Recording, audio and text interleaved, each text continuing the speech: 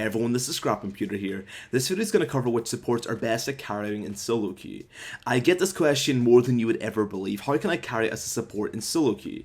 Well, I'm just after playing a game on my stream and I felt totally helpless due to an AD carry performing less than admirably.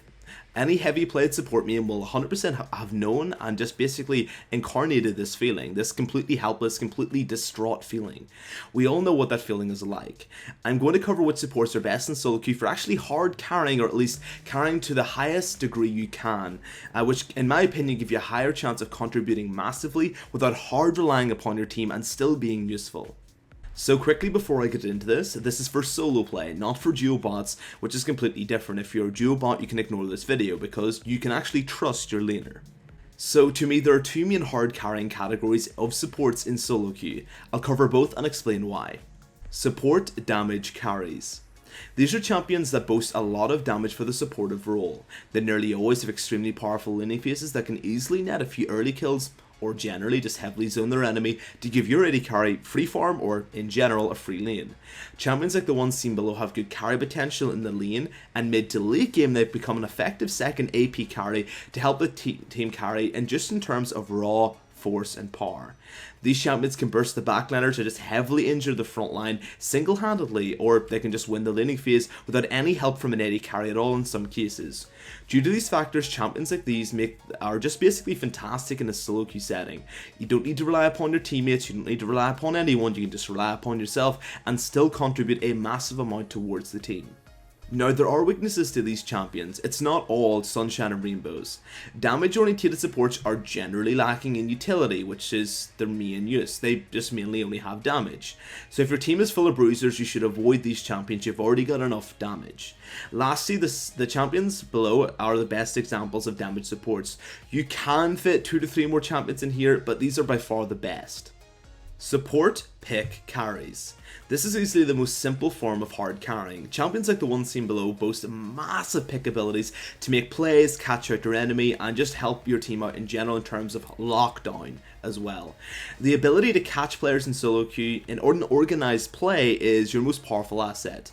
Ensure you're playing a champion that can make these massive plays, and game-changing picks is a good way to ensure you can hard carry in SoloQ as a support with this utility.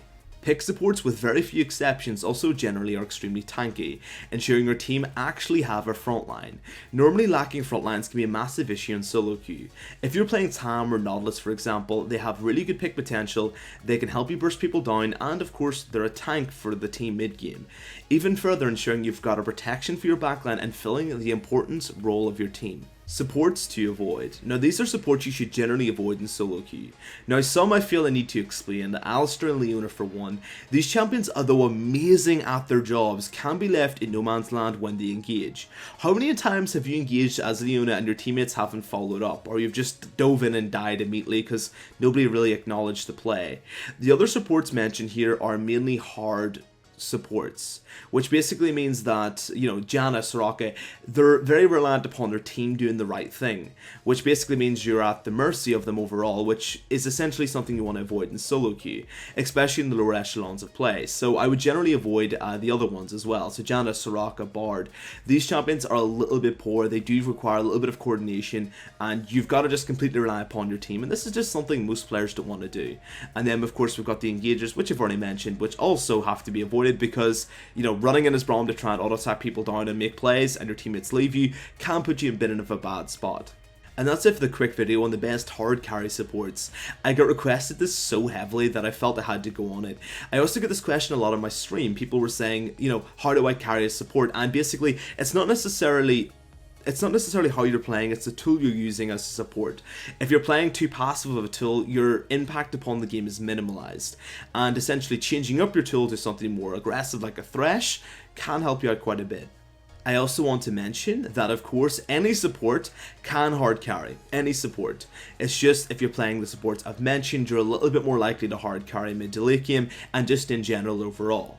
And that's it for the video, guys. If you like it, dislike it, dislike it. If you like the content, you can subscribe. And if you think I'm totally wrong here and I've just completely dropped the ball in quality as well, you can unsub. I am totally fair. I also stream at Twitch TV, guys. The link will be in the low bar. I make educational content, and mainly, of course, we have a few laughs as well. I'd love to see you there. Beyond that, guys, have a great day. Best of luck in the Rift, and I'll see you guys next time.